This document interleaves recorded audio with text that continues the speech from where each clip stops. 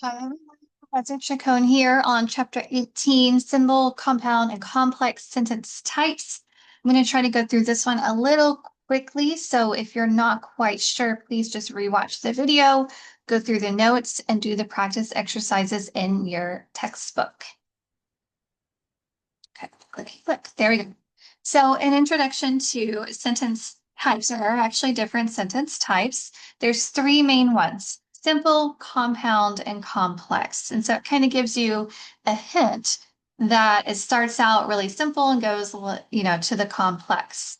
And we want to know these different kinds because we want variation in your writing. We don't want all simple sentences in your writing. She had a dog.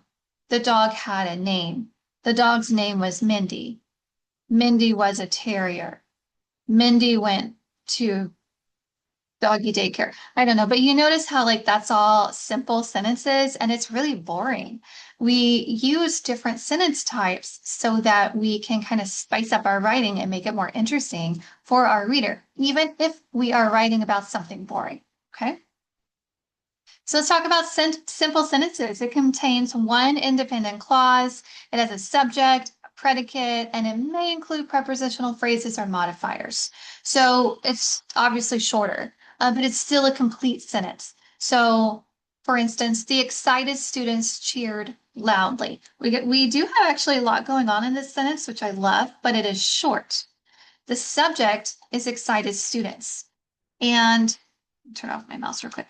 The predicate is cheered loudly. That's what they were doing. Okay. So it's who and what they were doing. That's a sentence. Now, what's cool about this sentence is that it has an adjective and an adverb in it, which I love. So instead of saying the students cheered, we said they were excited. Okay. And they cheered. How did they cheer? They cheered loudly. That's the adverb there. Compound sentences are two independent clauses joined together, and there's different joining methods. There's fanboys, which are the coordinating conjunctions. There's semicolons, which I love. I love semicolons. I don't know. I need to get away from them, but I'm obsessed. And then there's transitional words or phrases. So an example here would be the sun was setting and the birds were returning to their nest. So that is a transitional word, a comma and a transitional word here. Okay. Now, if I took out this period, this comma and the and just put a period, those two sentences would still make sense on their own. They're independent. The sun was setting, period. The birds were returning to their nest, period. But because I want to make this more compound, more complex, more spicy, that's when I combine them and make it into a longer sentence. And I can do that with the comma and the comma but, the comma whatever. Okay.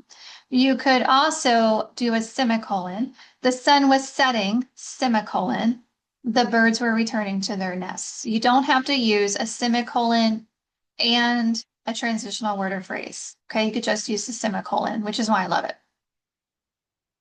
Okay, complex sentences is one or more independent clause, one independent clause, and one or more dependent clauses. So dependent clauses cannot stand on their own like the other ones. Okay. An independent clause is yes, I can stand on my own. I can have a period. I don't need anybody else. There are methods to combine these as well, because although when, or you can even use some relative pronouns like who, which, or that. So here, when the bell rang, comma, the students rushed out of the classroom. So the dependent clause is when the bell rang. If there was a period after rang, when the bell rang, that's not a complete thought. Okay, so that is a dependent clause. The students rushed out of the classroom is a complete thought on its own. We are combining these two, and because we're combining it's more complex. That's why it's called complex. Instead of combining two independent where you just kind of stick them together with a semicolon, you're having to think about placement. Where is the placement of the dependent clause and the independent clause, and how do we combine them?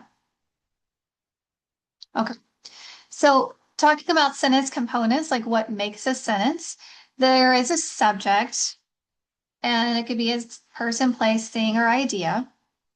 And then there's a verb. Something's happening in this sentence. There's something happening, and there's the thing is happening too. So there's action verbs and there's the linking verbs. Okay. Action verbs are the ones you're going to be like, I know that's a verb. I know it. Paced, ran after, swallowed, yelled at, like yelled, jumped. I'm just throwing stuff out there. A linking verb is something that connects the subject to additional information, like is. Okay. Is, it's a verb. It's a verb. It's doing something. Is. Like I am. I am. Just I am. I'm being, right? And the weather is doing something. Okay. So the practice for you and the textbook exercise are really great for this. Identifying the subjects and the verbs and simple sentences and then like moving up. Okay. Do not get scared by this, by the way. That's a lot. That's a lot. But prepositional phrases I love prepositional phrases, by the way. They're groups of words that can start with a preposition and they end with a noun or a pronoun. And they provide additional information about the time, the place, or the manner something is done, which is why I love it. Because I love sentences that have a little more spice to them. And that's why I'm loving all these like adverbs and all that good stuff. So an example here would be the book on the shelf belongs to Sarah. So we could just say the book belongs to Sarah. Okay, good for Sarah. Yay. But where is this book? We're getting more information here through this prepositional phrase on the shelf. Okay. So on is the preposition. And this just kind of gives you some examples of stuff you can say. If you want to spice up your sentences a little bit, this is a great graphic for that. So notice, as I just pointed out, they're not essential to the sentence. We could just say the book belongs to Sarah. That makes sense. But we want to spice up our writing. And by spicing up our writing, we're adding more detail. Okay, so what about compound complex sentence? This is where you combined compound and complex sentences. And this is like the spiciest of the spicy. We love it. We love it. Although it was raining, we went to the park, but we didn't stay long. Okay. Now we could break this up into two sentences. We could, but it makes sense the way it's reading. It flows. It's different. It's not just short and choppy. Okay. It does have a dependent clause in it though. Although it was raining. If we just said, although it was raining, period, that would not make sense. We could say, we went to the park, but we didn't stay long. That makes sense too, guys. But I don't have enough information. Why did we not stay so long at this park? Well, because it was raining. Okay. So you could say also because it was raining if you wanted. We love these sentences because they add some sophistication, they add some variety, or as I like to say, some spice to your writing. So you want to practice doing these types of sentences. However, you will need to watch out for creating run-on sentences, which is another video that will be coming. Okay. My best advice to you is to read it out loud and make sure that it makes sense, first of all. And then also, if you're unsure, pop it into Google Docs and see what it comes back to you. Maybe Google Docs is saying, whoa, whoa, whoa, whoa, whoa. You got too much going on in this sentence and you have to slow it down a little bit and break it up. Okay.